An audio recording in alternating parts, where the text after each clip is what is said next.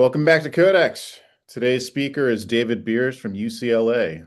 Dr. Beers is an expert in topological data analysis, and today he'll tell us about level sets of persistent homology. Take it away, David. All right. So, yeah, that's exactly right. So here's the title.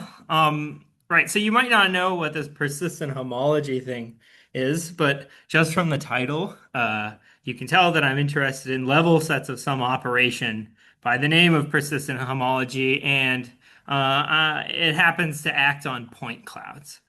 Okay. So obviously, just given the title, I have some work cut out for me. So first, I'm gonna have to explain what this is, and then I'm gonna have to explain what this is, right?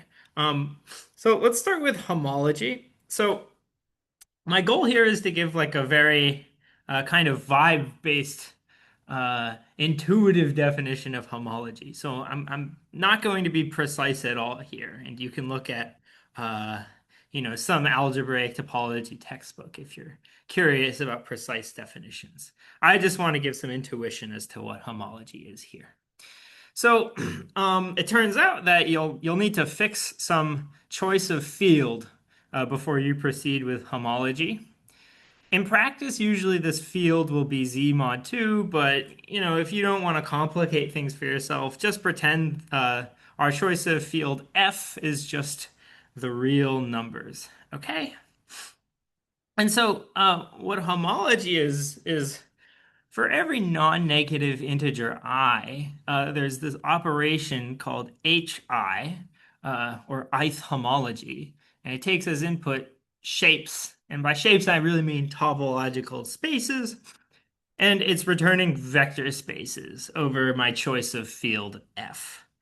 Okay, so what are these vector spaces? Well, uh, if my shape has n path components, then this h0 of x, so when I equals 0, is just going to be an n-dimensional vector space. Okay, so for example, if I'm looking at this shape with these 2 points in this one oval shape, that has 3 path components.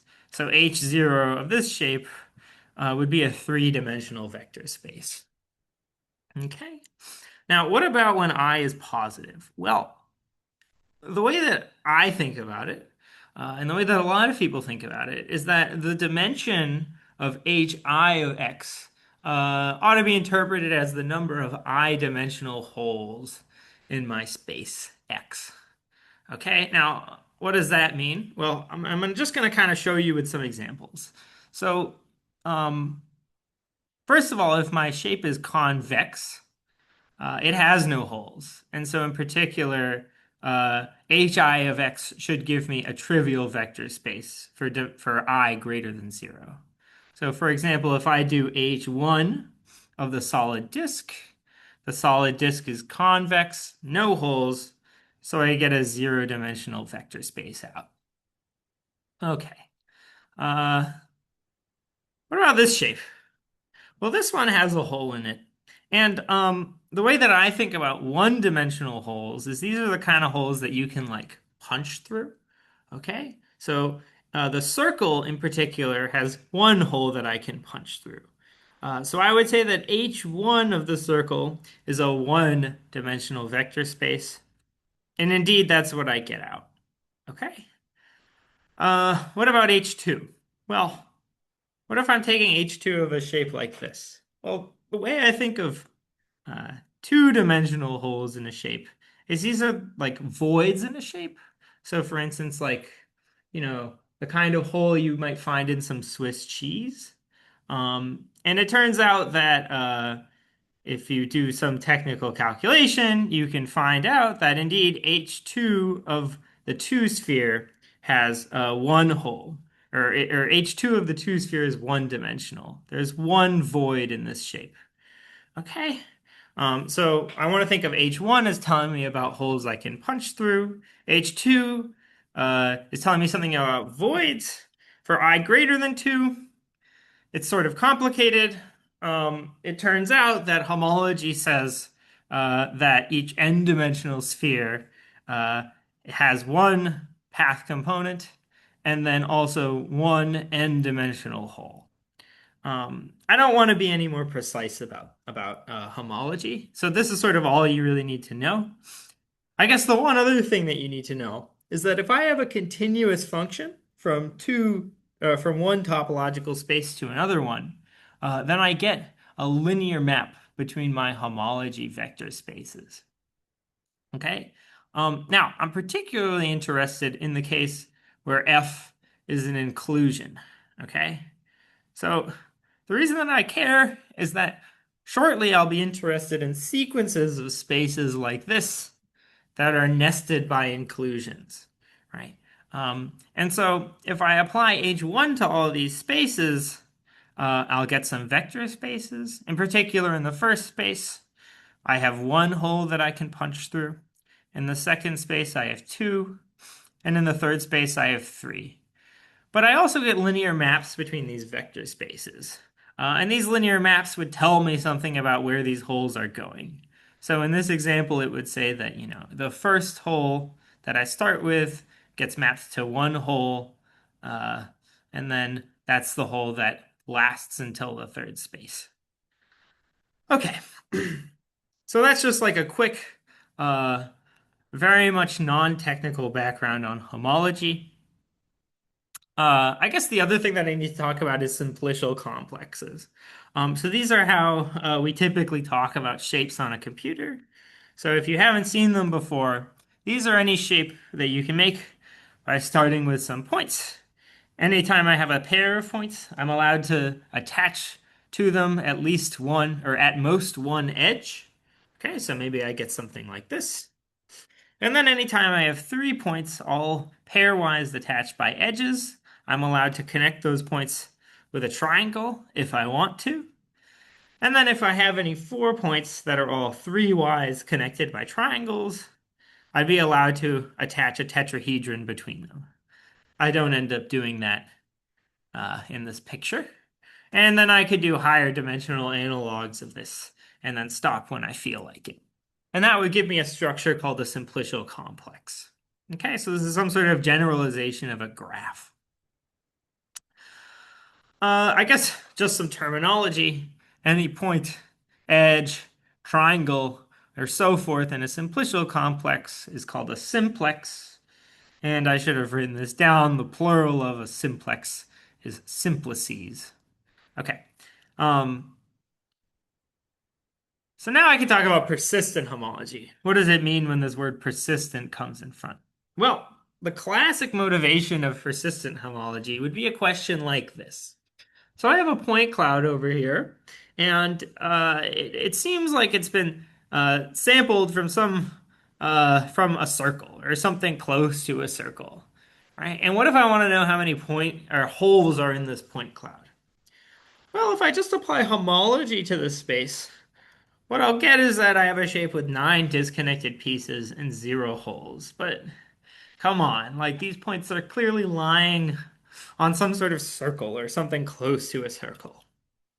And what I notice is that if I thicken my point cloud with some sort of simplicial complex structure, now all of a sudden I have a simplicial complex whose homology tells me that I have one connected piece and one one-dimensional hole. Somehow this seems to be much more accurate as to the topology of the underlying distribution my point cloud was drawn from. Okay, so now we have a question of, well, how do I thicken a point cloud with a simplicial complex structure? And there's a couple most popular ways of doing this. So I'm going to tell you the two most popular ways of thickening a point cloud. The first is with what's called a check complex. Okay, so you give me a point cloud and you give me a number R. And then I return to you the point cloud or the simplicial complex whose vertices are my point cloud and whose simplices are any tuple of points which are contained in a disk of radius R. So for example, if I see these 3 points in my point cloud, right, and I notice that there's this disk of radius R containing them, then I would include this triangle in my simplicial complex, in my check complex at value r. And in particular, I'd also be including all three edges of my triangle as well. The other way of thickening a point cloud that's very popular is with what's called a Vietoris-Rips complex. Okay, so this is the complex I get by having my points P and then also any tuple of points that are pairwise 2r or less apart. Okay, this is a different construction. And in this case, if I saw these 3 points and I observed that the lengths of all of these edges were less than or equal to 2r, that would imply that this triangle were in my Vietoris-Rips complex at value r. Okay, so those are two different ways of getting a simplicial complex out of a point cloud. Now, we've solved one problem and we have another one, which is I don't know which value r to pick, right? Okay, as I change r, the simplicial complex is going to change. Which simplicial complex is going to be most accurate to the underlying structure of my point cloud? Well, I might not know which r to pick, but I do have this nice fact that as I increase r in either of these constructions, what's happening is I'm growing my simplicial complex. The simplicial complex is getting bigger. Okay, and so in particular, I'm also getting linear maps between my homology vector spaces of my different simplicial complexes. Okay, so right, so we get a collection of vector spaces connected by linear maps. Right. Um, so I would call this kind of structure a persistence module. This is like the jargon in the literature, right? So by wiggling around R, we had a collection of evolving simplicial complexes. We turn this into a collection of evolving vector spaces connected by linear maps. And such an object is called a persistence module. Okay. Now, uh, so here's a picture of what's going on, right? So like say I'm just doing a simplicial complex, a check complex of my point cloud, right? Then maybe at some value r0, I just have 4 points. And then it stays that way until I get to some value r1, at which point I get 3 edges appearing. And then maybe at r2, 2 more edges in a triangle appear. And then from R3 onwards, maybe I have a contractible complex, okay, some sort of convex thing. Okay, then I can apply H1, and now I get a collection of vector spaces, and I get linear maps between the vector spaces. Okay, so this is my persistence module. Now, right, and so homology is turning the filtration into a persistence module. So this suggests that we should try to get a better understanding of persistence modules. Okay, so this is still very much classical TDA, topological data analysis stuff. So probably the simplest kind of persistence module is what's called an interval module. Okay, so you give me an interval I, and then I give you back an interval module. And so the way this works is that if you give me a value r, if r is in my interval, I get a copy of my base field. Otherwise, I get a copy of the trivial vector space. And basically, the linear maps are going to be the identity if they can be, and 0 otherwise. So like in a picture, this is my interval lying on the real line. And then I have a linear map that goes from one index to another index in my interval. That has to be the identity map. But if I have a linear map that goes from one point to another point, either of which is outside of my interval, that has to be the 0 map. So this is what's called an interval module. Well, this seems like a very simple example of a persistence module, and it maybe doesn't tell me that much about persistent homology in general, except there's a very nice result from Carlson and Zomerodian, which says that if I have a persistence module, and they actually say something stronger, but what's useful for me in this talk is that if I have a persistence module and it comes from either my check filtration or my Vietoris-Rips filtration, then it decomposes into a direct sum of these interval modules.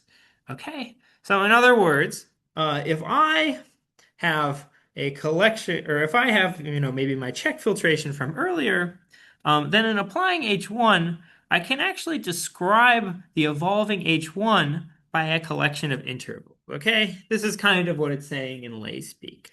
Uh, the H1 persistence module is entirely described by a collection of intervals. Okay. Um, so like looking at this picture, if I just were counting, um, say the number of holes I could punch through in these spaces, I would say I have 0 such holes in the first space, 1 in the second space, 1 in the third space, and 0 in the fourth space. And it would be unclear whether or not the hole in the third space comes from the hole that has appeared in the second space. Well, if I look at my collection of intervals, this tells me that the hole in the second space appears, and then it goes away when that triangle appears. And then at the same time, simultaneously, a new hole appears, which then goes away at R3. Okay, so this interval decomposition is kind of telling me something new about how these holes are evolving throughout my shapes. Okay, so here's kind of like the setup that I've sort of described to you, right? So I have some point cloud of n points in d dimensions. So in this picture, I have a point cloud of 3 points in 2 dimensions because I'm drawing it on a screen. So I'll denote point clouds with a capital P, as I've been doing. And I guess this point cloud is ordered, right? Because I've called one of them the first point, one the second, and one the third. Well, so I'll denote by PC the space of ordered point clouds of n points in d-dimensional space. And since there's n points, each of them having d coordinates, this is a subspace of R to the n times d. And I guess I'm also requiring that points don't overlap, although I'm only doing this for fairly uninteresting technical reasons. Okay, and then what I've just described to you is a procedure by which once I do either my check or my Vietoris-Rips filtration, what I get is a collection of intervals describing H0, another collection of intervals describing H1, and so forth. And maybe in this example, it turns out that H2 and H3 and onward are always trivial, no matter what OHR I pick. Okay, so I'm going to call this first collection of intervals D0 or PH0 of my point cloud. I'm going to call this second collection of intervals D1 or PH1 of my point cloud. The whole thing, so the ordered list of collections of intervals, I'll call D or PH of my persistent or of my point cloud. So this will be what I call the persistent homology of my point cloud. The jargon is that multi-sets of intervals in my field are called barcodes. That's just what people call them. Okay, so each of these things I'm calling a barcode. Some non-standard jargon is I'm going to call this ordered list of barcodes that I get out a full barcode. Okay, so this is non-standard. I just want to make the distinction between a barcode that describes a single degree of homology or my ordered list of barcodes, my full barcode that describes homology in every single degree. Okay, so this is the setup. And people in computational topology really love this stuff. Okay, so what I'm interested in this talk, finally I can talk about what I'm doing, is I'm interested in the subspace of point clouds that have any particular full barcode D. Right, so maybe I'm interested in all of the different point clouds that spit out, right? So all of the different point clouds of n points in D dimensions that spit out this full barcode on the right when I do, say, the Vietoris-Rips filtration. Okay. In particular, one question that I'm very interested in is what is the dimension of this space? Now, why might I be interested in this? Well, this is kind of telling me how many ways I can perturb a point cloud without changing its persistent homology. If this number is very high, I have many different ways I can perturb a point cloud without changing the answer. That means that persistent homology is not very descriptive at that point cloud. If this number is very low, that means there's very few independent ways I can perturb my point cloud without changing the output. And so persistent homology would be very descriptive at such a point cloud. Okay, so I'm using dimension as a proxy for the descriptiveness of persistent homology. Okay, so this is based on a joint work with Jacob Legany, Uzu Lim, Louis Theron, and Heather Harrington. And it's on arXiv. It's a paper called Fibers of Point Cloud Persistence.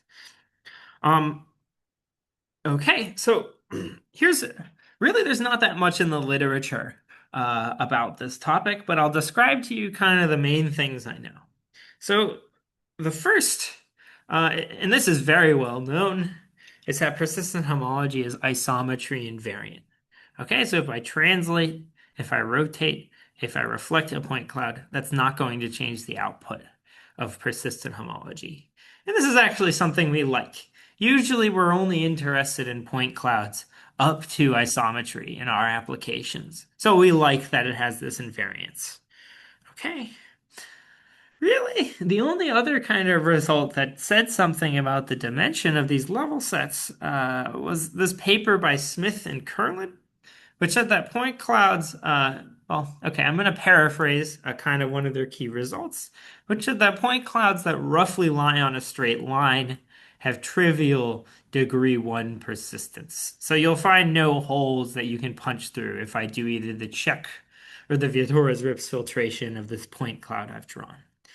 They actually did a little bit more than this. So they also showed, you can attach a point cloud like this to other point clouds in certain ways that don't change the degree 1 persistent homology.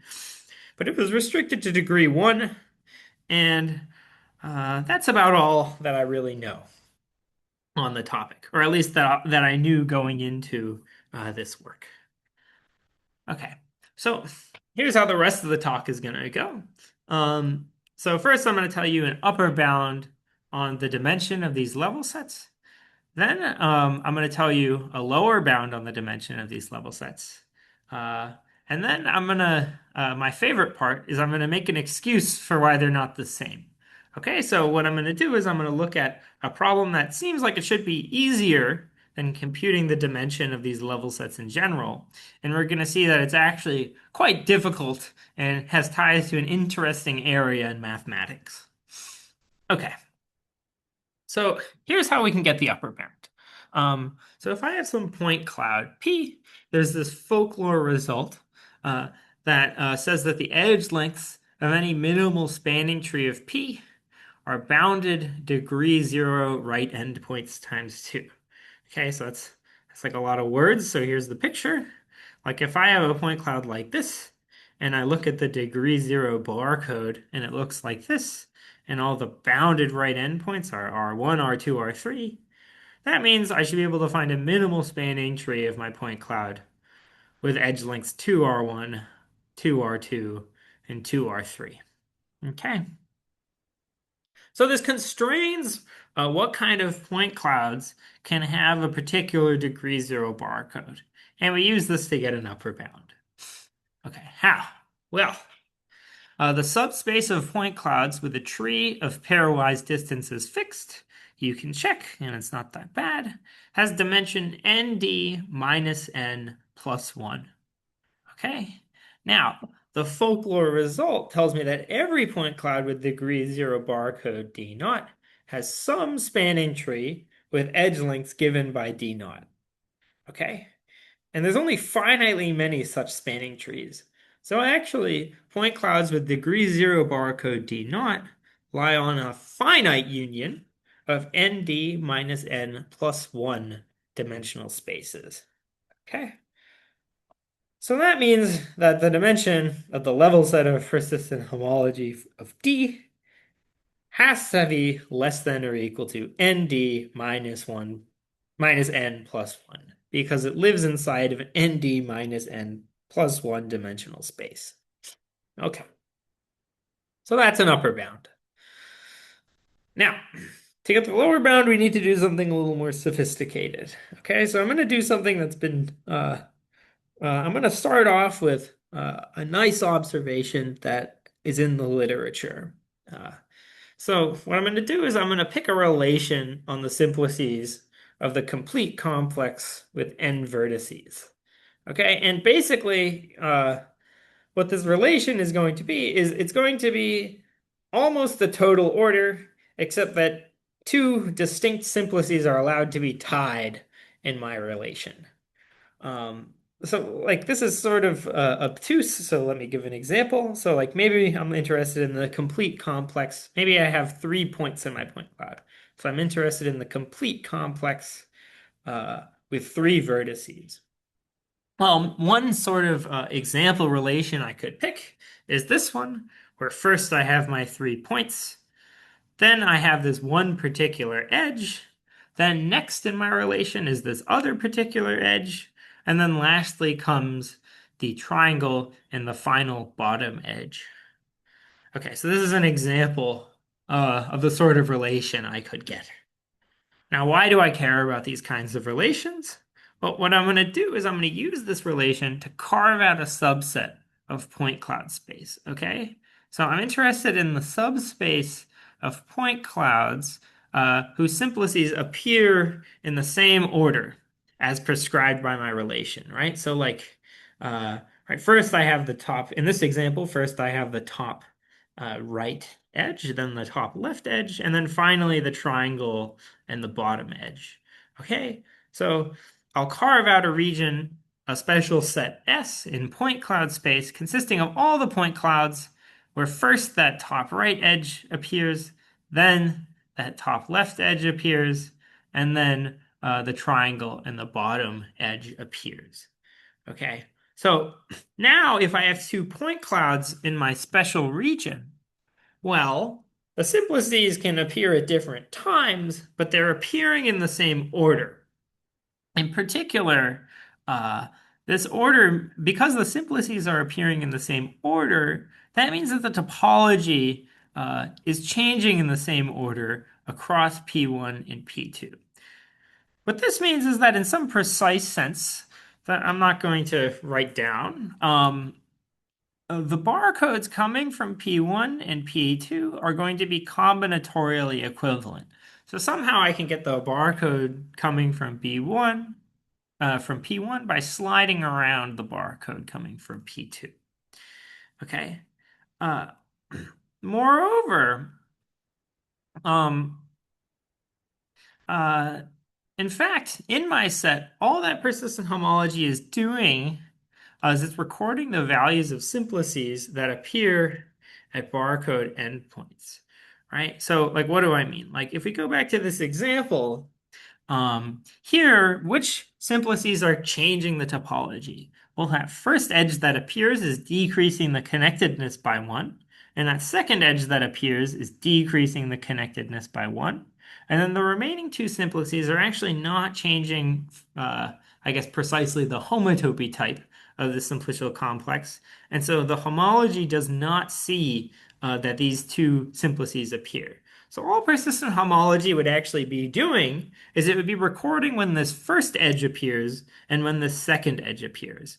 Okay? And in general, all that persistent homology does in the special set is it records the values at which particular simplices appear, namely the simplices that appear and change the topology of my simplicial complex. Okay, so because of this, okay, and so this is an observation that precedes me. Well, it doesn't precede me, but it precedes my paper. Persistent homology acts like one can show it acts like what's called a semi-algebraic function on each of these sets. Okay, so this is some sort of fairly nicely behaved kind of function. Okay, and I could make this statement precise, but I won't. Um, so, uh, using this sort of observation, it turns out semi-algebraic functions have certain nice results about how they behave under level sets, or how level sets of semi-algebraic functions are. And in particular, we know things about the generic dimension of level sets of semi-algebraic functions. And so using these results, we get uh, uh, a lower bound on our level sets of persistent homology. Okay, so using some classic results about semi-algebraic sets, what we get is that for any generic point cloud in point cloud space, if k is the number of distinct non-infinite endpoints of my full barcode, then the dimension of my level set is greater than or equal to nd minus k plus 1. Okay. Okay, so I'm not going to go into any more details about this lower bound, but we have a lower bound that's generically true. Okay, so we have an upper bound that's always true, and then we have a lower bound that's generically true. And now, these bounds will only agree if the number of points in my point cloud n is equal to k, the number of distinct non-infinite endpoints in my barcode. Well, it turns out that this will only happen if the degree I persistence is trivial for positive I. And in general, these bounds might be pretty far apart. Okay? So, uh, so this seems sort of annoying, right? So like, why can't I just compute the dimension of these spaces? Well, instead of just arguing that, let me try to do something that I think should be a little easier. Okay? Um, so let me look at what point clouds are best described by persistent homology. Okay? So in particular, I'm going to look for the point clouds that have that for any sufficiently nearby P prime with the same full barcode, that P prime is isometric to P. So in a picture, this is what I'm interested in. So suppose I have my point cloud P, and I can find a neighborhood of P such that if P prime is in my neighborhood, then and P prime is also in the same level set of persistent homology, then P prime is isometric to P. Okay? This is secretly somehow a statement about the local dimension of my level set at P. And it's basically saying when is the local dimension of my level set as small as possible. Okay, so I'll call such a point cloud locally identifiable under Vietoris-Rips or check persistence. Okay. Um, uh, and for now, I'm going to focus on Vietoris-Rips persistence. And then, should time permit, I'll talk a little about check persistence at the end. Okay. So one thing that we showed, and it's not that hard to show, is that if I have a generic point cloud, I can assume it's interior to one of my nice sets. Okay? And in these nice sets, all that persistent homology is doing is it's recording the values at which certain simplices appear. Okay? So for nearby P prime, the condition that P and P prime have the same full barcode, all this means is that certain simplices appear at the same values of R across P and P prime. Okay. So actually, don't even read this. So if I'm doing the Vietoris-Rips filtration, one thing, one thing that's well known is that actually anytime a simplex appears, it turns out that an edge appears. Okay, so anytime that a simplex is appearing and changing the topology, it turns out that there's an edge appearing at the same time. So following our nodes from these two observations, we arrived at a definition and a theorem. Okay, so I'm leaving out the details, but I've given you enough that you should, with some work, be able to figure out what we did here. So what we did, our definition was we let G sub P be the graph on P whose edges appear when the topology changes in the filtration. Okay? And so I'll call this graph the critical graph of my point cloud. Okay? And we're calling it critical because the edges we're thinking of critical because when they appear, the topology changes. Okay. And so our theorem was that a generic point cloud is locally identifiable if and only if my point cloud equipped with this graph is what is called rigid. Okay, so what does that mean? Well, uh, a point cloud equipped with a graph is defined to be rigid, and so this is not my definition. This is a very old definition. If the only ways to perturb the point cloud while maintaining the edges of the graph is to perturb P by isometry. So, for example, with this point cloud in this graph on the left, this is not rigid because I could flap this point cloud, like the wings of a bird or something. And that would not be an isometric perturbation of my point cloud, but it would preserve the edge lengths of my graph. Meanwhile, if I'm to perturb the edge lengths of the points on the right without changing the edge lengths of the graph on the right, the only way I could do that is by a translation or a rotation or some composition of the two. So we would call the point cloud on the right, equipped with the graph on the right, rigid. Okay. And so what we just showed is that there's this graph that we can find from our point cloud.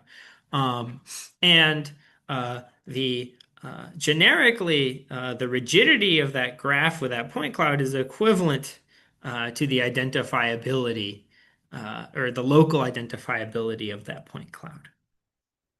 Okay, so this was the definition I gave for local identifiability.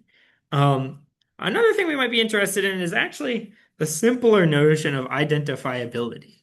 So this is the same as local identifiability, but without the word nearby. So let me just say it out. A point cloud P is identifiable if for any P prime with the same full barcode as P, P is isometric to P prime. Okay?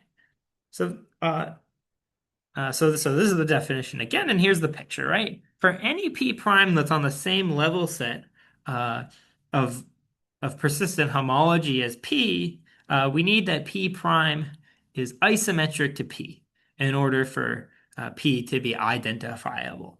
In other words, this level set of persistent homology containing P is just the isometry class of P.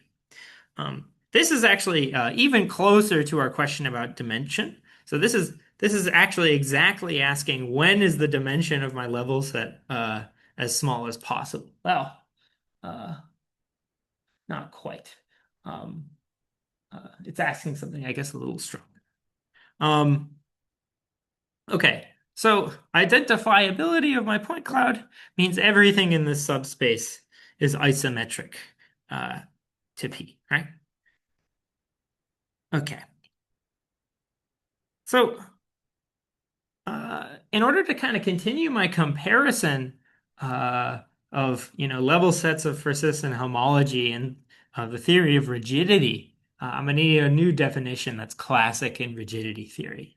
So I'm going to say that a point cloud equipped with a graph is globally rigid if any other point clouds with edge lengths given by G is isometric to P. Okay, so as usual, I think, the verbal definition is obtuse, so here's some pictures. Right, this graph on the left with this point cloud is flexible, right? So I can bend it like an accordion or something, and that's fine. So it's not even rigid, the one on the left. This point cloud with this graph in the middle is rigid, right? So the only way I can perturb the points in this point cloud without changing the edge lengths of the graph is by translation, rotation, or some composition of the two.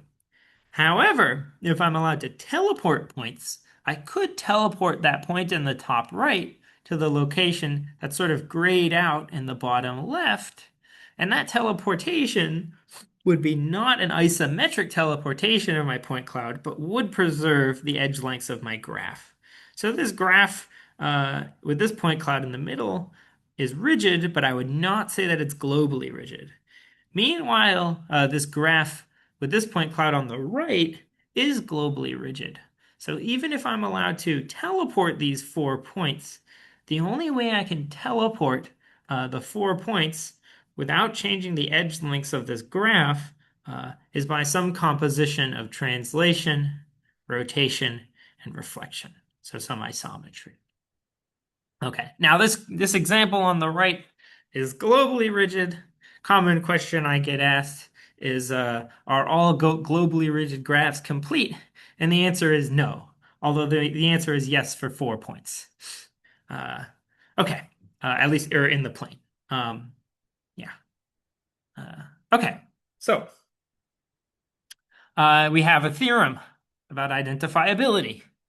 So in the case where n is greater than or equal to d plus 2, and d is greater than or equal to 2, if I have a generic point cloud P, uh, if P equipped with its critical graph is not just rigid, but globally rigid, then it turns out that my point cloud is identifiable. Okay. And now this proof, the proof of this theorem, required similar ideas to my local identifiability result, but it actually also required like a pretty intense technical result from rigidity theory by Gortler, Theron, and Thurston, the younger one. Um, and you'll also notice that this theorem is not an if and only if statement. This is an if statement, unlike the previous theorem, which was an if and only if. So one question that we have that seems like it would be pretty difficult to answer is the converse of this result true? Okay. Um, So that's what I want to say about Vietoris-Rips. I'll take a few minutes and talk a little bit about local identifiability for check persistence. Okay, so check persistence somehow is a little bit more complicated in the Vietoris-Rips case. And sort of under the hood, the reason is because um, when a simplex appears, it doesn't mean that an edge necessarily is appearing at the same time in the check filtration. Okay. So if I have a simplex corresponding to a subset Q of my point cloud, it turns out, following from the definition, that will appear at the smallest radius enclosing the point cloud Q. Okay, so like if I have these 3 points and I'm wondering when the triangle between them will appear in my filtration, the answer is, well, I find the smallest sphere, or because I'm in 2 dimensions here, circle containing all 3 points. And then the radius of that circle is what I'm looking for, is the value at which that triangle appears. So the radius of the sphere is called the enclosing radius of Q. Now, one thing that's sort of technically useful to us, and I guess actually we sort of need this in some sense also to show that our our uh, our persistent homology behaves like a semi-algebraic function. One thing that's useful to us is that if the points in my point cloud Q are affinely independent, it turns out there's a rational function that returns the squared enclosing radius of my point cloud. Uh, so this is something that ends up being technically useful for us. Uh, okay, so what we wanted to have some sort of analog to what our critical edges were in the Vietoris-Rips case, and this ended up being what was right. So we defined a subset Q of our point cloud to be called critical if the enclosing radius of Q was an endpoint in the persistent homology of P, and moreover, every subset of Q has a strictly smaller enclosing radius. So when Q appears, there's no smaller simplices that are appearing at the same time. Okay, it turns out critical subsets of a point cloud form a hypergraph. So not necessarily a simplicial complex, a hypergraph on P, which we call the critical hypergraph of our point cloud. And so our definition of rigidity that ended up being useful was we let H be a hypergraph with vertices given by our point cloud P, and we called P equipped with H rigid if the only way to perturb P while preserving the enclosing radius of hyperedges Q was by isometry. Okay, so now instead of just preserving lengths, we're preserving enclosing radii of tuples of points. Okay. And I'll just remark here that even though there's lots of different variants of rigidity theory considered in the literature, we weren't aware of any sort of definition or any sort of rigidity theory that was analogous to this in the literature. So this seemed to be sort of a novel definition. Okay, and what we were able to prove in kind of using ideas analogous to what we did for Vietoris-Rips was that a point cloud is locally identifiable under check persistence now if and only if P equipped with this critical hypergraph is rigid. Okay. And now, because this is a new rigidity theory, we actually really don't have the tools necessary to say anything about non-local identifiability under check persistence. So it's totally open. If there's an analog for our theorem on identifiability for Vietoris-Rips for check persistence. Um, so I'll leave it at that. Okay. So what we saw was that in the setting of Vietoris-Rips and check filtrations, we got some upper and generic lower bounds on the dimension of level sets of the persistence map. It turned out that local identifiability of Vietoris-Rips persistence of a generic point cloud is equivalent to the rigidity of its critical graph, and the identifiability of Vietoris-Rips persistence of a generic point cloud is implied by the global rigidity of its critical graph. And then we had an analog of our local result for check persistence. So local identifiability of check persistence of a generic point cloud is equivalent to the rigidity of its critical hypergraph. Okay, so I think I'll stop there. Um, uh, it was nice to be offered to give a talk. All right, let's thank the speaker by clicking buttons. All right. We'll stop the recording here.